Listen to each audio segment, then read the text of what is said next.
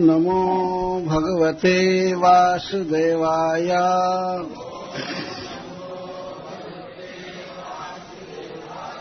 ओम नमो भगवते वासुदेवाय।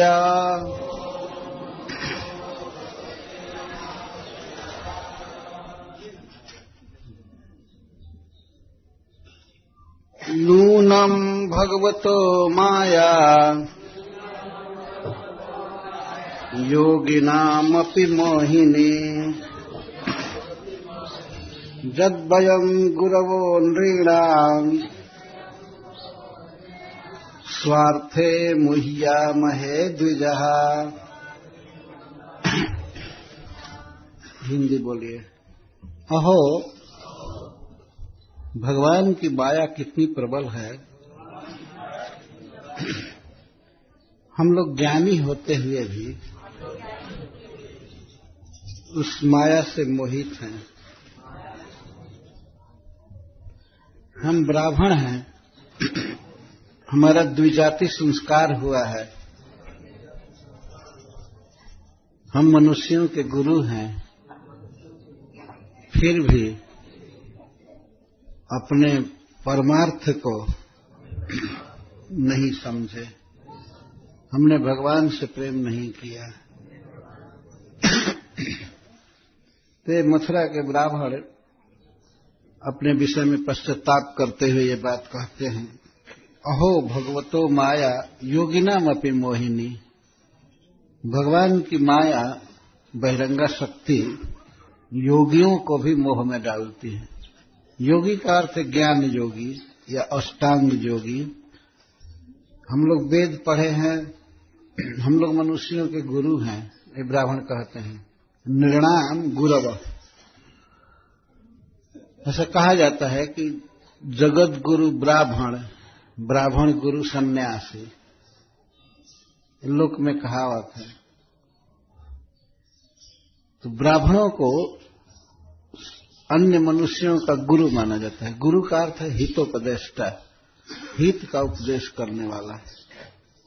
बहुत प्रकार के ज्ञान दे करके उनका हित करना, तो ये काम ब्राह्मणों का है। जो कहते हैं हम मनुष्यों के गुरु हैं, और उसमें भी सचमुच ही कोई वेद शास्त्र पढ़ा है, ग्रंथ पढ़ा है और सदाचार का पालन किया है, तपस्या किया है, ब्रह्मचर्य का पालन किया है,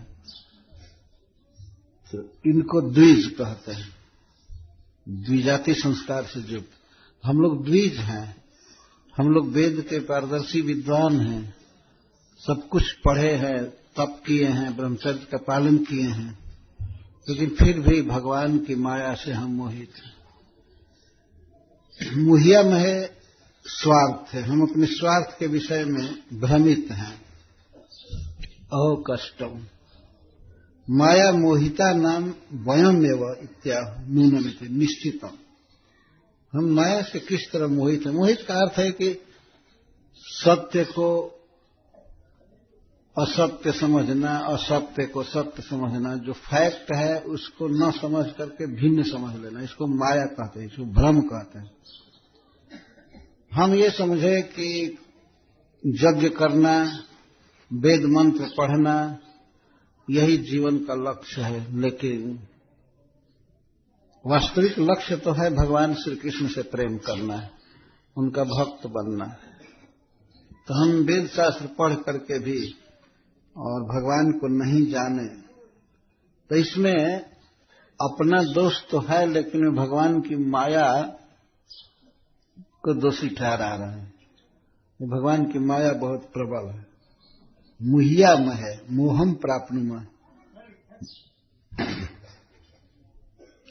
और इसके बाद अपने पत्नियों का अनुराग देखते हैं भगवान में, तो वे कहते हैं, अहो पश्यत नारीणाम अपि कृष्णे जगद्गुरौ दुरंत भावम यो विद्यन मृत पाषाण गृहाभिधान। और देखो इन नारियों का अनुराग भगवान में। अहो पश्यत नारीणाम अपि कृष्ण जगत गुरु। कृष्ण जगत गुरु हैं, जगत के हितैषी हैं, पिता हैं, माता हैं, सबको जन्म दिए हैं और सब व्यवस्था कर रहे हैं। वास्तव में भगवान समस्त जीवों की व्यवस्था किए हैं। मनुष्यों के जीवन में दैनिक या वार्षिक या जीवन भर काम आने वाली जो वस्तुएं हैं, ये सारी वस्तुएं भगवान के द्वारा दी गई हैं और कोई नहीं दे सकता है। जैसे जीवन के लिए परम आवश्यक है हवा, सांस लेकर के ही हम लोग जी सकते हैं, और गाय, भैंस, बकरी, भेड़ या सिंह, हाथी, अन्य प्रायः सारे जीव हैं जिनका श्वसन संस्थान है और सांस लेकर के ही जीवित रहते हैं।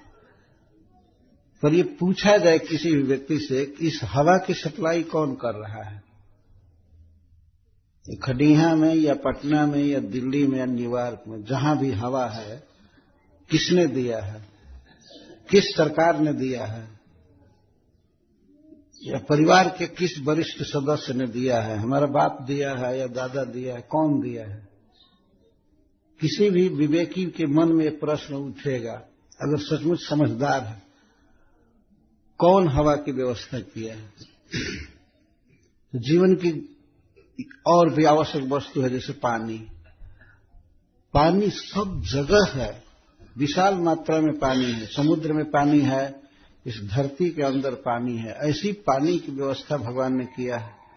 कितने बोरिंग चलते हैं, कितना पानी निकलता रहता है, फिर भी ये बहुत बहुत लाखों लाख वर्षों से पानी पड़ा हुआ है, पानी घट नहीं रहा है। हम लोग तो केवल बोरिंग कर सकते हैं ना, और बोरिंग भी भगवान के द्वारा दिए हुए लोहा से करते हैं, हाथ से नहीं खान सकते।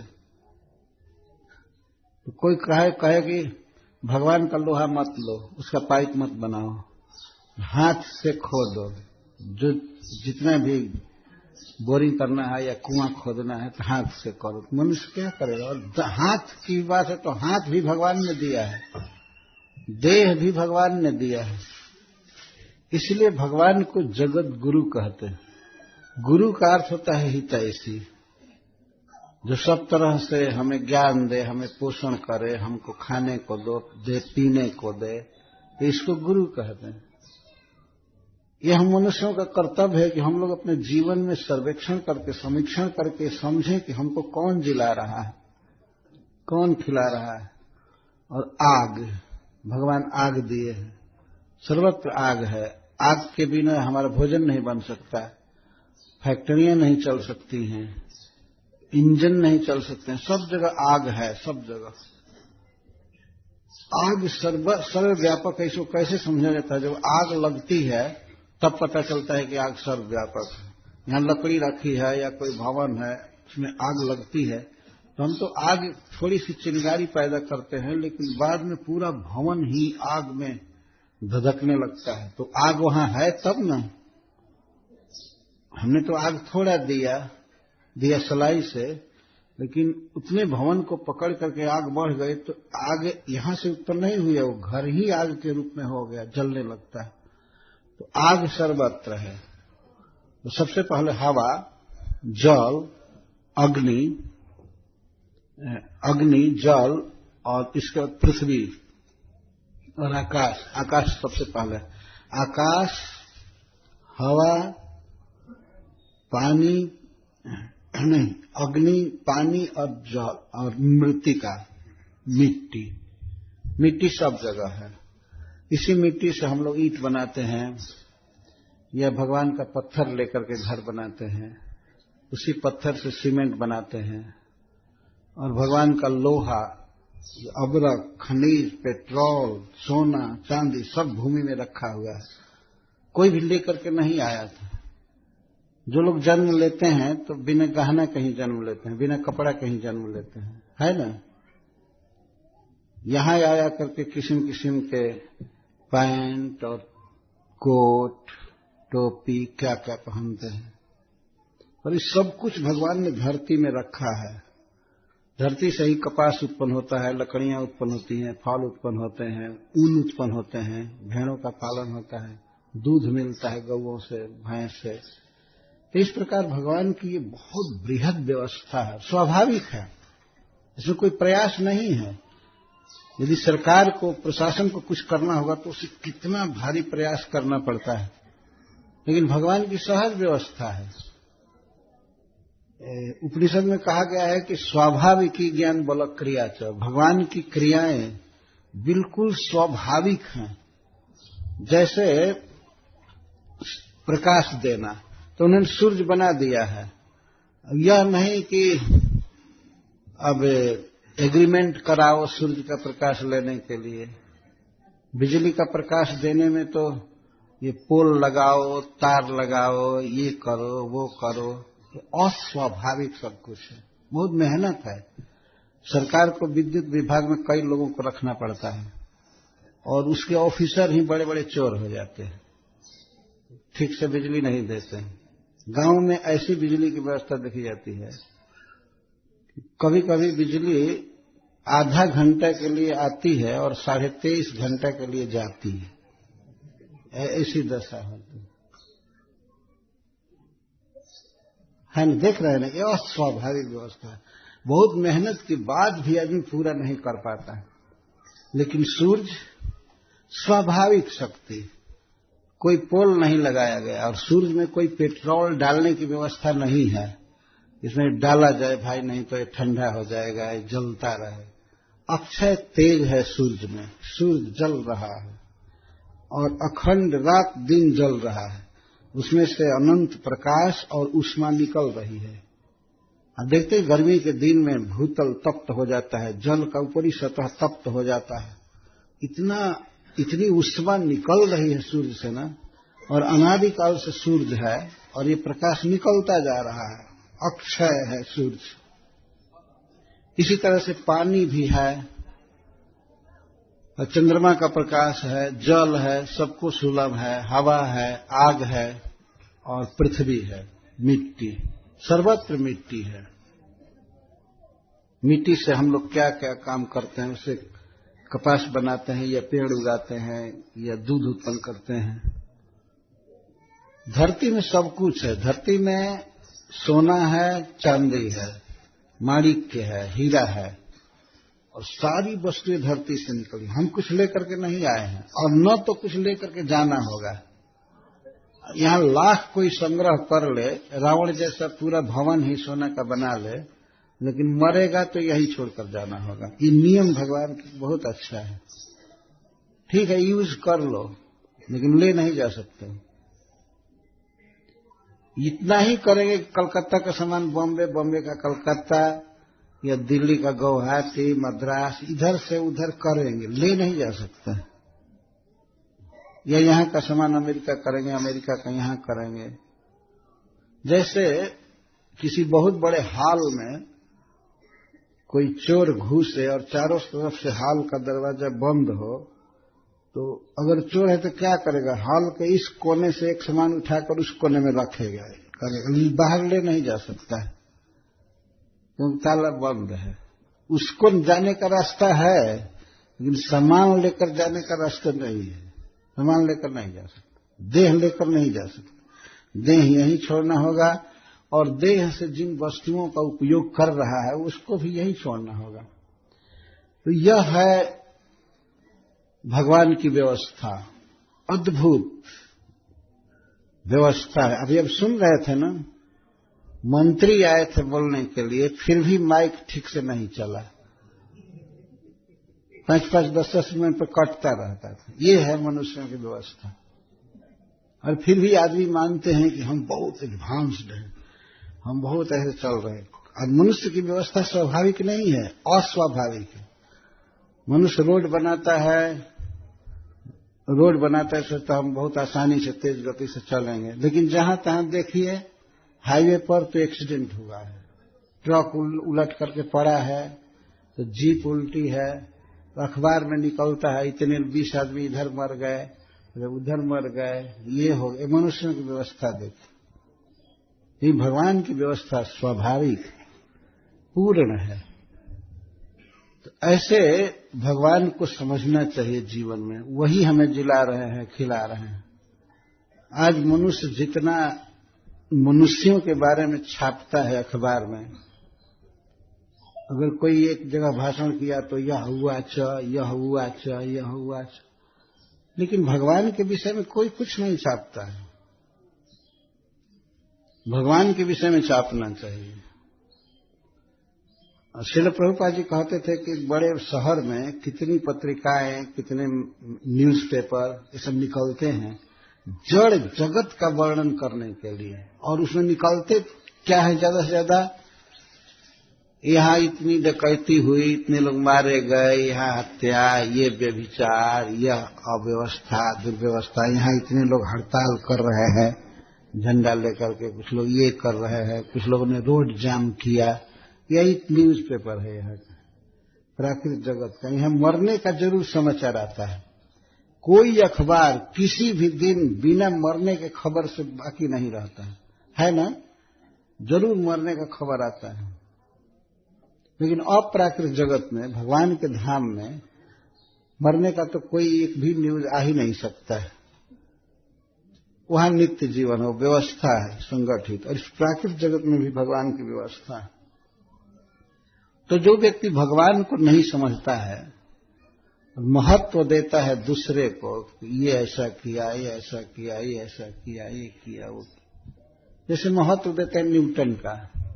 न्यूटन एक वैज्ञानिक था जिसने फिजिक्स में बहुत अन्वेषण किया, बहुत किया। खास करके उसने थ्योरी ऑफ ग्रेविटी, गुरुत्वाकर्षण का जो नियम उसने निकाला कि भाई पृथ्वी में गुरुत्वाकर्षण शक्ति है, इसमें सबको आकृष्ट करने की शक्ति है, इसीलिए ऊपर हम कुछ भी चीज फेंकते हैं ढेला तो अंततः पृथ्वी पर गिर जाता है। पृथ्वी पर क्यों गिर रहा है? क्योंकि पृथ्वी में गुरुत्वाकर्षण शक्ति है, ये पृथ्वी खींच लेती है। तो उसने इस सिद्धांत को दिया। तो वो कहा जाता है, श्रील प्रभुपाद जी बात कर रहे हैं तो कहते हैं हाँ, न्यूटन ने इसका आविष्कार किया। तो उस गुरुत्वाकर्षण शक्ति न्यूटन से पहले की ही है ना? हाँ, पहले की ही है। तो उसने केवल पता लगाया, कुछ नया तो किया नहीं। ऐसा तो है नहीं कि वह पृथ्वी के भीतर प्रवेश करके और सब चीज को खींच रहा है, ऐसा किया नहीं। केवल पता लगाया। और उसने कहा भी कि मैंने जो पता लगाया है, अभी मेरी दशा वो है कि एक विशाल समुद्र के पास तट पर मैं अभी एकाध कंकड़ चुना हूं। पता नहीं इस समुद्र में क्या क्या रहस्य है, धन है, क्या क्या शक्ति है पृथ्वी में। तो गुरुत्वाकर्षण शक्ति का पता लगाया न्यूटन ने, उसमें भरा नहीं। तो श्रील प्रभुपाद जी पूछते थे, पृथ्वी में गुरुत्वाकर्षण शक्ति है, ये कौन भरा है? संसार के लोगों से बात करते, कौन भरा है इसमें? तो वो लोग सीधे ऐसे कहते हैं मालूम नहीं है।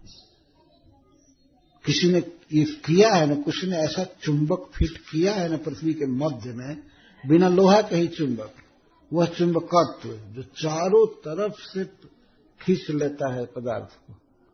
यहां से ठीक नीचे यदि अमेरिका में कोई बैठा है तो उसको भी ऐसा ही लगता है कि हम ऊपर बैठे हैं और इधर आकाश है। तो बीच में गुरुत्वाकर्षण शक्ति है, ये भगवान की व्यवस्था है। और कोई कुछ बनाता नहीं है। कोई कहे हम कार बनाए, हम बाइसिकल बनाए, मोटरसाइकिल बनाए, रेल बनाए, क्या बनाए? बनाए नहीं। भगवान की शक्तियों को ट्रांसफॉर्म किए, ये रूपांतरण किए, ट्रांसफॉर्मेशन किए, रूपांतरण करते हैं। लोहा को पीट पाट करके कार का रूप बना देते हैं, प्लास्टिक की चीज को उसमें लगा देते हैं, ग्लास सब धरती में मिलता है उसको लगा देते हैं शीशा के रूप में। तो मनुष्य उत्पन्न कुछ नहीं कर सकता है, केवल रूपांतरण कर सकता है, यूज कर सकता है, बस बना नहीं सकता। श्रील प्रभुपाद एक बार कहे कि एक मच्छर की टांग टूट जाए तो दुनिया के सारे साइंटिस्ट मिल करके उसकी मरम्मत नहीं कर सकते, ओरिजिनल नहीं बना सकते। एक और इस संसार में देखा जाता है कितने लंगड़े भरे पड़े हैं, पर उनका ओरिजिनल पैर कोई जमा सका क्या दुनिया में कहीं भी? वही प्लास्टिक से लकड़ी से बना देते हैं काम चलाओ, लेकिन ओरिजिनल पैर जो भगवान ने बनाया है सबको, वैसे नहीं बना सकते। क्या दंभ करेंगे, क्या पाखंड करेंगे कि हम कुछ कर रहे हैं? अरे भगवान की शक्तियों को खाओ पियो, अपने यूज में करो, बस इतना ही कर सकते हो। तुम बना क्या सकते हो? भगवान ने जो बना दिया है बना दिया है। सूर्य बना दिया है, चंद्रमा बना दिया है, इनकी जरा नियम को कोई बदल दे तो? दुनिया के सारे देश और सारा प्रशासन एक जगह मिल करके और एक दिन मीटिंग करे कि हम सूर्य को रात्रि के 12 बजे उदय करा देंगे। तो क्या करेंगे? कहां से बलडोजर लाएंगे? क्या करेंगे? क्या कोई उपाय है कि सूर्य को 1 सेकंड पहले उगा दें या 1 घंटा पहले डुबा दें? कोई है शक्ति? कहीं किसी सांसद भवन में, पार्लियामेंट में, कहीं भी कोई उपाय है क्या कुछ चेंज करने का? कुछ नहीं। पर मनुष्यों का अभिमान देखिए, बस मनुष्यों की बड़ाई करना, ये इन्होंने ये किया, उन्होंने ये किया, इन्होंने किया, कुछ नहीं किए। 3rd क्लास का विचार है। इतना ही काम किए बेईमान कि भगवान का दिया हुआ खाए खूब, बस यही काम किया और कुछ नहीं किया। एक पंडित जी एक जजमान के यहां गए तो जजमान ने शुद्ध देसी घी जुटाया, आटा जुटाया और पकाया खूब बढ़िया से, हलवा या पुआ पूरी सब। और जब पंडित जी को भोग लगाया गया, उनको दिया गया प्रसाद, खूब खा रहे थे। तो कुछ मूर्ख देखने आए पंडित जी को, कहते हैं वाह रे पंडित जी वाह, बाप रे। ये इसलिए बड़ाई कर रहे थे कि खाने में कितना तेज है। जजमान के आटा, जजमान के घी, साबस साबस बाबा जी। ये देखिए, साबस साबस। यही है नेताओं की दशा, मंत्रियों की। साबस साबस, भगवान का जितना लूटना है लूट करके और नाम कमाओ कि हमने किया, हमने किया, हमने किया, हमने क्या किए? क्या किए हो? सोन का पानी भगवान का बनाया हुआ है ना, जो इस पहाड़ के दक्षिण में बहता है, सोन का पानी। उस पानी को नहर बनवा करके ला देते हैं। जब भगवान की धरती पर भगवान का पानी ला देते हैं, ये ना होता है कि कोई ये लाया, वो लाया, ये लाया, ये पानी दे रहा है। कोई नहीं पानी दे रहा है। ये भगवान की व्यवस्था है। भगवान वर्षा करते हैं, भगवान नदियों में पानी दिए हैं, भगवान धरती के नीचे पानी दिए हैं। उस पानी को हम लोग ले करके जी रहे हैं, खा रहे हैं। हमारा कर्तव्य यही है कि हम भगवान को प्रणाम करें, भगवान का गुणगान करें, उनका नाम जप करें, तब ऋण उतरेगा। नहीं तो ऐसे ही बेईमान रह करके मर कर चले जाएंगे। ईमानदार होना चाहिए। कभी कभी लोग प्रश्न करते हैं हम लोगों से कि मान लीजिए हम भगवान की भक्ति नहीं करते हैं, परंतु हम ईमानदार हैं, तो हमारी गति क्या होगी? ऐसे कहते हैं हम ईमानदार हैं, ईमानदारी से जी रहे हैं, लेकिन हम भगवान की भक्ति नहीं करते। तो ईमानदार हैं, जो भगवान की भक्ति नहीं करेगा वो 1 नंबर का बेईमान है, वो ईमानदार हो ही नहीं सकता। ईमानदार कैसे होगा? भगवान की वस्तुओं को लेकर खा रहा है, देख रहा है और फिर कहता है कि हम ईमानदार हैं, भगवान को नहीं मानते। ये तो ऐसी बात है कि कोई बेटा भगवान का पिताजी का खेत लिया है, पिताजी पढ़ाए लिखाए बड़ा किए और सब कुछ पिता का है, और वो कहे कि हमको पिता से मतलब नहीं है, लेकिन हम ईमानदार हैं, हम अपना सब खाते हैं। तो पिता का आदर न करे और पिता की संपत्ति खाए तो उसको ईमानदार थोड़े कहेंगे, वो तो बेईमान है, पापी है। तो इस तरह से भगवान की संपत्ति खा करके, भगवान का सब कुछ अपने जीवन में यूज करके फिर भी भगवान को नहीं जानते हैं, भगवान का अपमान करते हैं एक प्रकार से। तो यह बेईमान का जीवन है।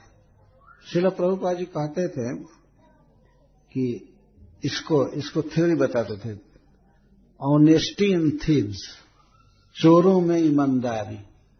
जब चोर कुछ घरों से चोरी करते हैं तो किसी पेड़ के नीचे कहीं सिवान में बांटने लगते हैं, चोरी का माल बांटते हैं। तो बांटते समय वे क्या करते कहते हैं, ये भाई ईमानदारी से बांटे के हैं, ईमानदारी से बांटे। सब चुरा करके दूसरे का धन लाए हैं और कहते हैं ईमानदारी से बांटना चाहिए। और उस समय यदि पुलिस पहुंच जाए वहां तो खूब ईमानदारी से बंटवा देगी ना, तो 10 डंडा और ये सब मारना पीटना। तो चोर जैसे अपने को ईमानदार समझते हैं, दूसरे का धन चुरा करके ला करके ईमानदारी से बांटते हैं। एक पैसा उसमें से लेना क्या ईमानदारी है? बेईमानी है ना। इसी तरह से मनुष्य ये सोचता है ईमानदारी से रहो, बाउंड्री बनाया है, ये देश मेरा है, ये देश मेरा है, ये घर मेरा है, ये घर मेरा है, हम ईमानदारी से रहे।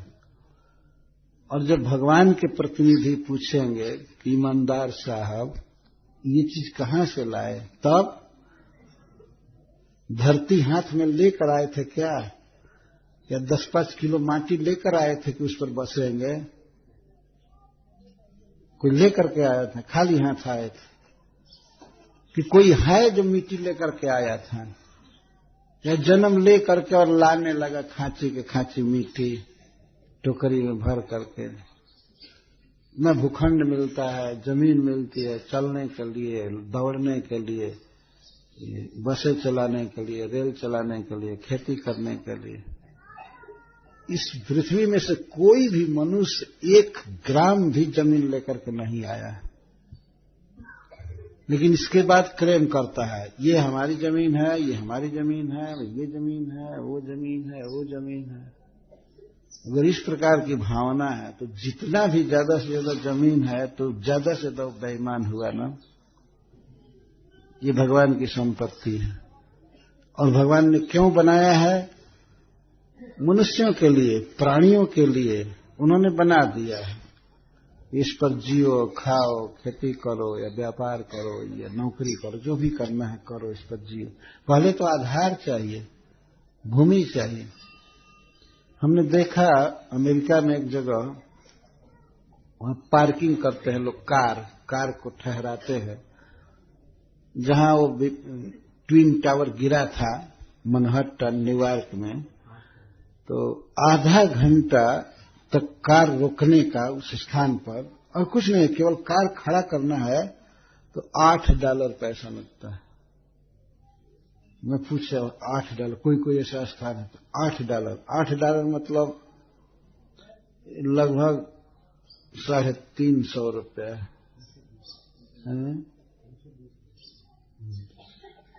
इतना रुपये आधा घंटा खड़ा करने का। हम सोचे कि जमीन भगवान का है, लेकिन देखिए मनुष्य ने किस तरह से अपना कब्जा कर लिया है। अगर यहाँ कार खड़ा कीजिए तो 1 घंटे में 700 रुपया दीजिए। 1 घंटा खड़ा कर 700 रुपये। यही बात इंडिया में भी है। ऐसा नहीं है कि यहाँ पर सब चीज फ्री है। कोई स्थान है वहां आप कार खड़ा किए तो 1 घंटे में 10 रुपया, 20-25 रुपया ऐसे लिया जाता है, केवल खड़ा करने का। कहीं कहीं मनुष्य ने घेर दिया है, आप उस बाउंड्री में अगर चले गए तो उसके लिए पैसा है, या चाहे कोई फंक्शन किए, कोई विवाह किए, मीटिंग किए तो उसका पैसा दीजिए। ये तो एक उदाहरण है, लेकिन वास्तव में ये भूमि किसी की है नहीं, ये भगवान की है। बुद्धिमान आदमी यही सोचता है कि ठीक है हम इस जमीन की हिफाजत करेंगे, इसको रखेंगे, लेकिन इसके उत्पादन को हम अधिक से अधिक जनता में या प्राणियों की सेवा में लगाएंगे। रखा जा सकता है। जमीन रखना या घर रखना या अपराध नहीं है, लेकिन किस लिए रखा हुआ है ये हमेशा ध्यान देना चाहिए। जैसे माँ पैसा रखती है, कुछ सुविधा रखती है, तो किसके लिए? बच्चों के लिए। अपने लिए नहीं रखती है, बच्चों के लिए वो समय पर दे देती है। तो इस तरह से प्रत्येक व्यक्ति का ये विचार होना चाहिए कि हमारे पास जो कुछ भी है, कम है या अधिक है, जो भी है श्री कृष्ण का है, तो इससे कृष्णार्पणम करने में ही भलाई है। और कृष्ण को अर्पण करने का मतलब कृष्ण का प्रसाद बना करके जनता को देना, पशु पक्षी मनुष्य सबको देना। तो यह जो ब्राह्मण कह रहे हैं कि हम लोग भ्रम में हैं, इतनी पढ़ाई करके, इतनी विद्वता प्राप्त करके हम लोग भ्रम में हैं, मतलब हमने सब कुछ समझा पर भगवान को हमने नहीं जाना। जीवन में भगवान की भक्ति नहीं करना, ये भगवान का एक प्रकार से हम तिरस्कार करते हैं। जिसका आदर जीवन में सबसे होना चाहिए उसको जानते भी नहीं है। एक तो जनता को पता नहीं है, जनता भगवान से प्रेम नहीं कर पाती है, और दूसरे एक और दुर्भाग्य की बात है मानव समाज में, दूसरे कुछ भगवान के प्रचारक अपने को कह करके लोग घूमते हैं, हम भगवान के प्रचारक हैं, और जाकर जनता को क्या बताते हैं? भगवान को कोई हाथ नहीं है, पैर नहीं है, वो निराकार है। ये क्या प्रचार करते हैं? कोई आवे इधर प्रचार करे कि प्राइम मिनिस्टर को आंख नहीं है, न पैर है, न मुंह है, वो निराकार है,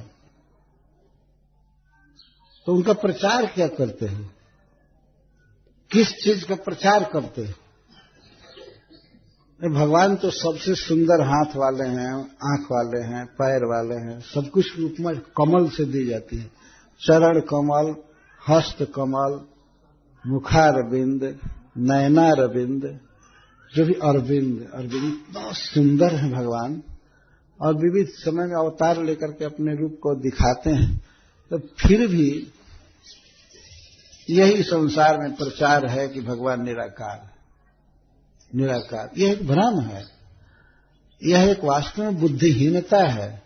तो एक तो जनता को ज्ञान नहीं, और दूसरे ऐसे थोथे प्रचारक घूमते हैं, अब ध्यान करो, भगवान का ध्यान करो। क्या भगवान का ध्यान करेगा? भगवान के बारे में बताया ही नहीं तो ध्यान क्या करेगा?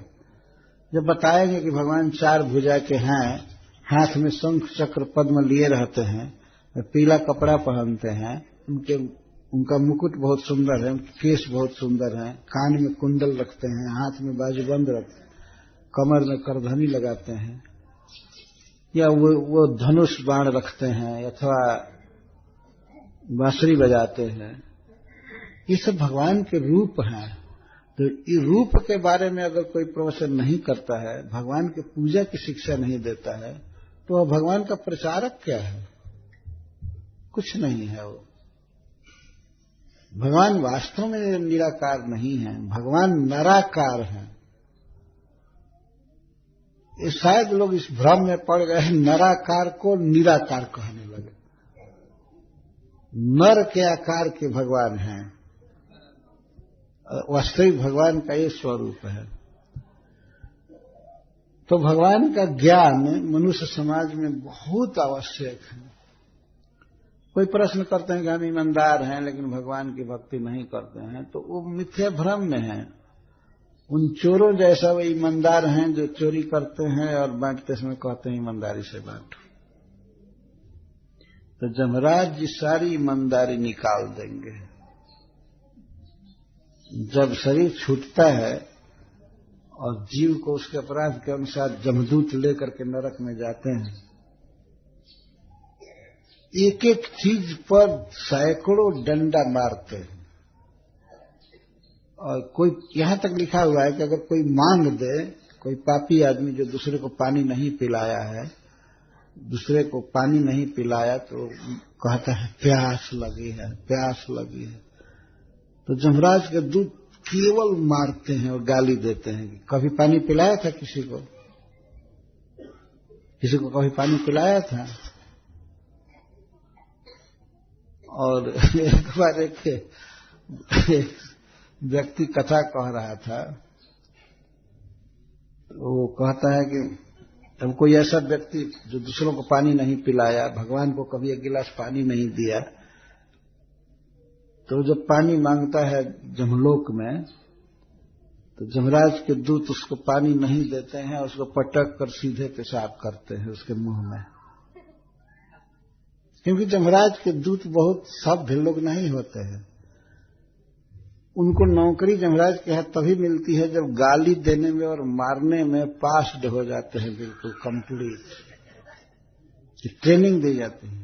कोई ऐसे बोले तो तुम क्या करोगे, तुम ऐसे बोले तो क्या करोगे। ट्रेनिंग दी जाती है मारने की। जैसे यहाँ की पुलिस को ट्रेनिंग दी जाती है चोरों को पकड़ने की। दौड़ा करके देखा जाता है कि चोर को पकड़ सकता है कि नहीं। अगर दौड़ने में फेल हो गए तो फिर भी फेल नौकरी नहीं देते हैं। देखे हैं इस संसार में दौड़ाना पुलिस के लिए एक पहला रिक्विजिशन है। इसीलिए जिसको पुलिस में भर्ती होना है वो दौड़ दौड़ कर प्रैक्टिस करते हैं। उसका सिद्धांत यही है कि चोरों को पकड़ना है, मारना है, बंदी बनाना है, जनता की रक्षा करनी है, इसके लिए आवश्यक है। तो इस प्रकार मैं ये कह रहा था कि जो व्यक्ति अपने जीवन में भगवान का आदर नहीं किया, भगवान से ही प्यार नहीं किया, तो वह बिल्कुल व्यर्थ जन्मा है, उसके जीवन को धिक्कार है। तो ये ब्राह्मण यहां कह रहे हैं कि हमने भक्ति नहीं किया, भगवान का आदर नहीं किया, पर इन नारियों को देखो, इनमें भगवान के प्रति कितना प्रेम है, दुरंत भाव है, ऐसा भाव, ऐसा प्रेम जिसका अंत नहीं है। और ये भगवान के प्रति यह जो प्रेम है, भक्ति है, यही गृह नामक मृत्यु पाश से मुक्त कर देती है। गृहाभिधान, मृत्यु पाशन गृहाभिधान। यह गृह क्या है, घर गृहस्थी, यह मृत्यु पाश है। इसको मृत्यु पाश कहा जा रहा है सीधे। ये मृत्यु काल का बंधन है। ये काम नहीं हुआ, वो काम नहीं हुआ, ये करना है, वो करना है, पर भगवान की भक्ति के विषय में कोई चर्चा नहीं। भगवान की भक्ति ही इस मृत्यु पाश से मुक्त करती है जीव को। मृत्यु का बंधन, हर एक बार मरना है, मरना है, मरना है, मरना है, मरना है। इसलिए भगवान गीता में तो इसको मर्त जगत कहते हैं, मृत्यु जगत। यहां पर विनाश निश्चित है। यदि कोई व्यक्ति जन्म मृत्यु से पार होना चाहता है तो उसे चाहिए कि वो भगवान को प्रणाम करे, नाम जप करे, भक्ति करे। और एक चीज बहुत आवश्यक है, वो है कि जो भी खाना पीना है, शुद्ध सात्विक आहार, वो भगवान को अर्पण करके खाए। भगवान को अर्पण किया जाता है तो भगवान उसको स्वीकार करते हैं, खाते हैं, वो चीज लेते हैं। मनुष्यों में ये बहुत भारी कमी है, आलस्यों का यह सिद्धांत है कि वे भगवान को अर्पण नहीं करते हैं। और कभी अर्पण करने को कहा जाए तो कुछ दल तो ऐसा कहता है, अरे भगवान खाते थोड़े हैं कि अर्पण करें, ये पत्थर थोड़े खाएगा, ऐसा सीधा कह देते हैं। माटी खा रहा है और पत्थर नहीं खाएगा। तुम्हारा शरीर भी तो माटी का है ना, ये उत्तर दिया जाता है। माटी खा रहा है, देह माटी का है ना, और ये खा रहा है। तो कहते भगवान पत्थर के हैं चाहे लकड़ी के हैं, जगन्नाथ जी, ये थोड़े खाएंगे। लेकिन हम अप्राकृतिक स्पिरिचुअल चीज को नहीं देख सकते हैं, इसीलिए भगवान मैटेरियल चीज में अपने को प्रकट करते हैं। पत्थर में, मिट्टी में, काठ में, धातु में, सोना में प्रकट करते हैं। भगवान ने स्वयं ही इस पर प्रवचन किया है एकादश स्कंध में कि 8 प्रकार की मेरी प्रतिमा होती है और भक्तों के द्वारा दिए हुए उपहार को मैं ग्रहण करता हूं। इसलिए नहीं ग्रहण करते हैं कि उनको अभाव है। तो कुछ लोग कहते हैं कि भगवान तो दुनिया को खिलाते हैं, तो उनको क्या खिलाना है, भगवान तो सब कुछ देते हैं सबको, तो उनको क्या देना है। तो किसको देंगे? जो देता है उसी को दिया जाता है ना। ये संसार में सिद्धांत है। जिसने दिया है तो उसको देते हैं, नहीं दिया है तो नहीं देते हैं। कोई आपके यहां आया, मान लीजिए किसी पर्व पर, किसी फेस्टिवल में, और आपको न्योता पुराया 50 रुपए से, 100 रुपए से, तो जिसने न्योता पुराया है 100 रुपए से, तो आप जब उसके यहां जाएंगे तो उसको जरूर देंगे, सोचेंगे कि इसने हमको दिया था। यह है व्यवहार। तो जब भगवान सब कुछ हमको दिए हैं तो सब कुछ उन्हीं को दिया जाएगा ना। कहते हैं भगवान सबको खिलाते हैं तो उनको क्या खिलाना है। और कुछ लोग तो कह देते हैं कि वो खाते ही नहीं है, वो खाते ही नहीं है, क्या पूजा है। और तीसरा दल है, वो क्या कहता है, सब चीज भगवान है, सर्वम खलविदम ब्रह्म, सब ब्रह्म है। तो माला भी ब्रह्म है, मूर्ति भी ब्रह्म है, भोजन भी ब्रह्म है और मूर्ति भी ब्रह्म है। तो एक ब्रह्म को दूसरे ब्रह्म पर चढ़ाकर क्या होगा। ऐसे बोलते हैं, गजब हैरान हूं भगवान तुम्हें कैसे रिझाऊं मैं। गीत है प्रसिद्ध। तो ये माला भी भगवान है, तुम ही हो, और मूर्ति के रूप में तुम ही हो, तो मैं इस माला को तुम पर क्या पहनाऊं, तुमको तुम पर क्या धारण कराऊं, और भोजन भी तुम ही हो तो तुमको तुम में क्या खिलाऊं। ये सिद्धांत केवल ऊपर से बोलते हैं, सब कुछ भगवान है, ब्रह्म है, ये है। और जब स्वयं भोजन करना होता है, स्वयं भोजन करना होता है, तब विचार नहीं करते हैं कि भगवान में भगवान को कैसे समाऊं मैं। अब कवर कवर पर खाता जाता है बेईमान। और ये जब भगवान को खिलाने की बात आती है तो कहता है भगवान को भगवान पर कैसे चढ़ाऊं मैं। देखिए, राम नाम में आलसी, भोजन में होशियार। नाम भगवान का लेने को कहा जाएगा तो बस हिमालय पहाड़ ही चढ़ जाता है, और खाने को कहा जाएगा हाँ ठीक है। ऐसी कथा साधु लोग कहते हैं कि एक चेला था, अरे गुरुजी थे, तो गुरुजी ने कहा बेटा जरा घर बहार दो, चूल्हा उल्हा लीप दो। तो कहा कि गुरुजी और कोई काम कहिएगा, इस समय मैं दूसरे काम में हूं। अच्छा, तो ठीक है। गुरुजी खुद चूल्हा लीपे, इसके बाद सब्जी लाए, अमनिया किए, अनाज लाए, सब कुछ। तो जब कहे कि सब्जी को सुधार दो, अमनिया कर, तो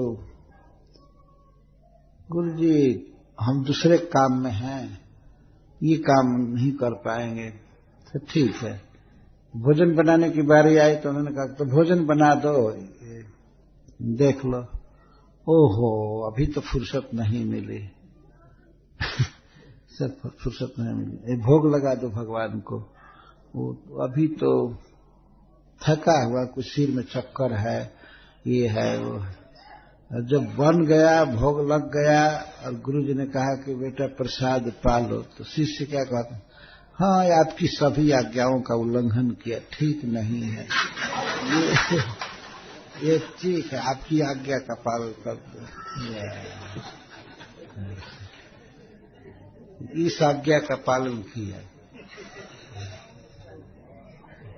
ऐसे लोग पहले ही भगवान को निराकार कह देते हैं, जिससे भगवान का श्रृंगार न करना पड़े, उनको भोग न लगाना पड़े। निराकार रहेगा तो कोई पूछने वाला है नहीं, न मंगला आरती करना है, न शाम को आरती करनी है। निराकार को क्या आरती की जाएगी। तो भगवान के भजन में ये कठिनाई है कृष्ण के, कि भाई आरती करो, ये करो, ये करो। जो आलसी नंबर 1 है, ये लोग तो निराकार को ही पसंद करें। नहीं छोड़ो, कोई झंझट नहीं है, बस आराम से खाओ, थोड़ा बैठ जाओ, आंख बंद कर लो, बस हो गया भजन, है ना, कुछ नहीं। और वैष्णवों को तो बहुत परिश्रम करना पड़ता है। भगवान को कपड़ा पहनाना, नहलाना, कपड़ा पहनाना, श्रृंगार करना, तिलक करना, और सब झूला झुलाना, कई कई पर्व पर बहुत बहुत पूजा करनी होती। इन आलसियों के चक्कर से बचना चाहिए। स्वयं आलसी होते हैं और दूसरों को भी बताते रहते हैं नहीं क्या भजन, तुम जो कर रहे हो वही भजन है, क्या भजन करना है, तो जो सांस चल रहा है वही भजन है, सांस से भजन करो। और अजपा जप, बिना जप किए जप, अजपा जप का मतलब बिना जप किए जप, तो तुम जो सांस ले रहे हो यही भजन है। क्या थ्योरी है, सांस ले रहे हो यही भजन है। कहा जाता है माला पर हरे कृष्ण जपो, भगवान राम राम करो, तो कहते नहीं नहीं नहीं, ये तो छोटे दर्जे के लोगों का काम है माला पर भजन करना। हम जो सांस ले रहे हैं तो रात दिन भगवान का भजन ही हो रहा है, भजन हो रहा है। ऐसी थ्योरी संसार में फैली हुई है। और कुछ नहीं किए, ऐसे बैठ गए हाथ पैर धो करके आंख बंद करके, तो लगता है कि बस भगवान के पास ही पहुंच गए। कुछ भी नहीं करते हैं। ऐसे लोग दिन में जो देखे हैं सुने हैं उसी का चिंतन करते हैं। तो ये भक्ति है। यहां आप देखे भगवान को नहीं खिलाया इन ब्राह्मणों ने, तो उसके चलते पश्चाताप कर रहे हो। भगवान सामने मांगने आए थे सखाओं के रूप में, वो खाते हैं। और जब ब्राह्मणियों ने भोजन पहुंचाया भगवान के पास तो भगवान खाए, अपने सखाओं को मित्रों को खिला करके वो स्वयं खाए। और ये दुष्ट लोग कहते हैं भगवान खाते ही नहीं है, भगवान को हाथ नहीं है। तो जनक जी का धनुष कैसे तोड़ दिए। गुरु ही प्रणाम मन ही मन किन्हा, अतिला घो उठाए धनु लेन्हा। गुरु को प्रणाम करके और भगवान धनुष को उठा लिए, और उठा करके ऐसे तोड़ दिए जैसे कोई बलवान व्यक्ति या हाथी गन्ना को तोड़ दे, ऐसे तोड़ दिए। हाथ से तोड़े ना, कि निराकार आकर के धनुष तोड़ा है। जरा बताइए, भगवान के हाथ है ना, केवट में चरण धोया, निराकार का चरण धोया। ऐसे आकाश में है और भावना करके चरण धोया, केवट की सामने चरण धोया। भगवान के परम सुंदर चरण थे, वो धोने लगा। उसमें देवता लोग जय जयकार करने लगे। बरसी सुमन सुर सकल सिंहाही, यही सम पुण्य पुंज को नाय। वैष्णवता का प्रचार होना चाहिए, भगवान की भक्ति का और भगवान का वास्तव में। इस क्षेत्र में मतलब पूरे ऐसे पटना से इधर आरा के तरफ, विक्रमगंज की तरफ और कुदरा सासाराम की तरफ मैंने देखा एक वैष्णव हुए जो भगवान की भक्ति पर बहुत जोर देते थे। सच्चा वैष्णव, सच्चा सन्यासी, और वो थे त्रिदंडी महाराज। उन्होंने सच्चा प्रचार इस क्षेत्र में किया, जहां तक गए भगवान की भक्ति का प्रचार किया उन्होंने। हमको सौभाग्य मिला है उनके चरणों के दर्शन का। डेरवा में जब आए थे वे, तो हमने दर्शन किया। तो कहते थे हमसे, भेंट होते ही कहे कि है जो दुर्गावती के धारा बा न, वो भोजपुरी में बात कर रहे थे।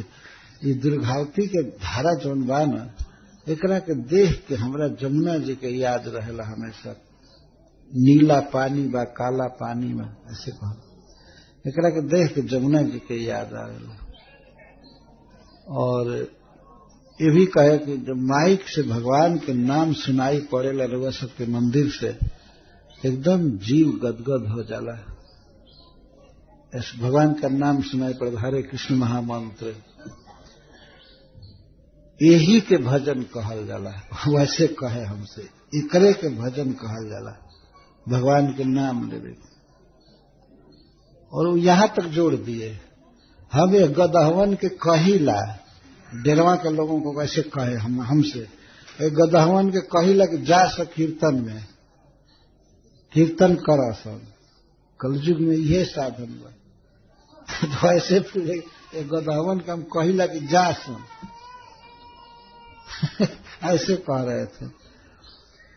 और थोड़ा भी भगवान के विरुद्ध किसी का कुछ आचरण होता तो सीधे गाली देते थे।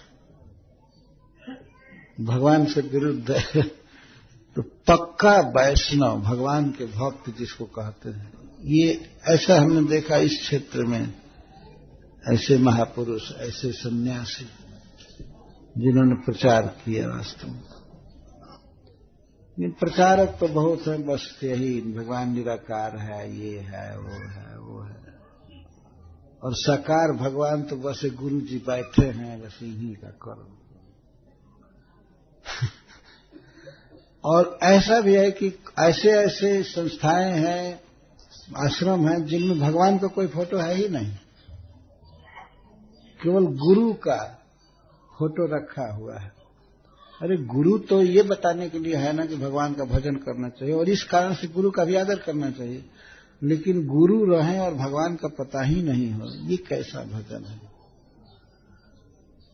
तो यहां पर ब्राह्मण जो कह रहे हैं कि हमने भगवान को नहीं खिलाया, नहीं आदर किया, ये हमारे जीवन में बहुत बड़ा दुर्भाग्य है।